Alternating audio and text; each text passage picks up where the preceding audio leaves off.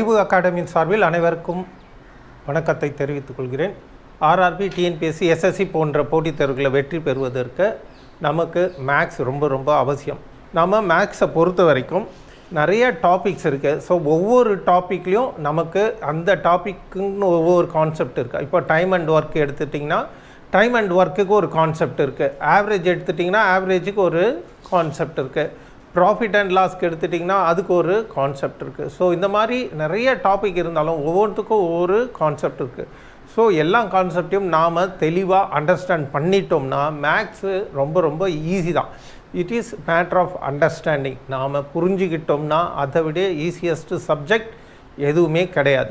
ஆக நாம் இப்போ இந்த ஆர்ஆர்பி, எஸ்எஸ்சி போன்ற போட்டித் தேர்வுகளில் வரக்கூடிய ஒரு மிக முக்கியமான கேள்விகளை நாம் இப்போ பார்க்க போகிறோம். இப்போ பார்த்தீங்கன்னா 1 - 1/3 மல்டிப்ளிகேஷன் இங்கே இருக்குது. 1 - 1/4 மல்டிப்ளைட் 1 - 1/5 அண்ட் ஸோ ஆன். இது ஒரு தொடராக இருக்குது. ஆக இந்த தொடரை எப்படி நாம் சிம்பிளிஃபை பண்ணுறது அப்படின்றது பார்க்கலாம். இது பார்த்திங்கன்னா கொஞ்சம் டிஃபிகல்ட்டாக இருக்கிற மாதிரி தெரியும்.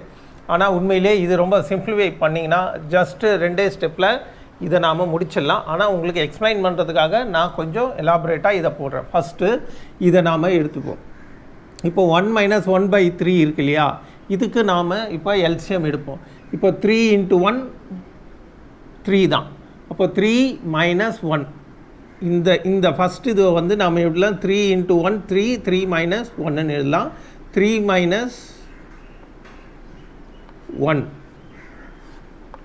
இந்த ஸ்டெப் எப்படி வந்து தெரியுதா? 3 × 1 3.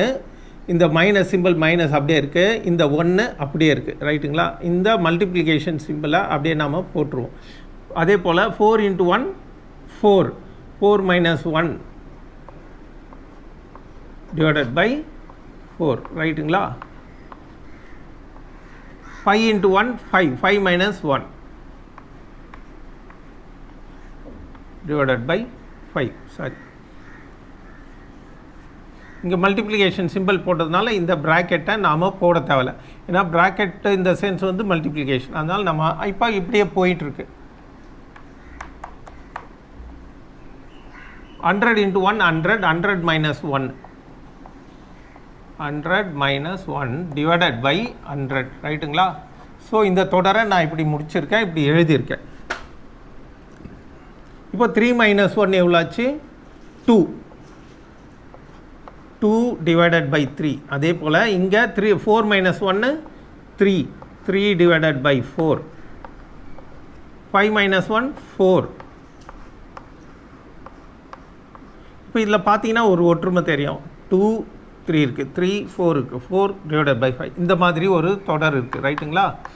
அதே போல் இந்த இடத்துல 100 - 1 எவ்வளோ ஆச்சு? 99 99 டிவைடட் பை 100, ரைட்டுங்களா? ஓகே, இப்போ பார்த்தீங்கன்னா இது எல்லாமே ரொம்ப ஈஸியாக கேன்சல் ஆகுது பாருங்கள். இந்த 3க்கு இந்த 3 கேன்சல் ஆச்சு, இந்த 4க்கு இந்த 4 கேன்சல் ஆகுது, இந்த 5க்கு இங்கே ஒரு 5 வந்திருக்கும், ஸோ அது கேன்சல் ஆகுது. அதே போல் இங்கே ஒரு 99 வந்திருக்கும், அந்த 99க்கு இந்த 99 போயிடுச்சு. அப்போ இருக்கிறது பார்த்தீங்கன்னா 2 டிவைடட் பை 100 தான் இருக்குது. 2 டிவைடட் பை 100, மீதி எல்லாமே கேன்சல் ஆகிடுச்சு. So 2 divided by 100 is equal to 1/50, right? This is the answer. பார்த்தீங்கன்னா 2 ஸ்டெப்பில் இதை நாம் முடிச்சிட்டோம். பார்க்கும்போது தான் அது ஒரு டிஃபிகல்ட்டாக உங்களுக்கு தெரியும், ஆனால் போடும்போது ரொம்ப ஈஸியாக இதை நீங்கள் போட்டுடலாம்.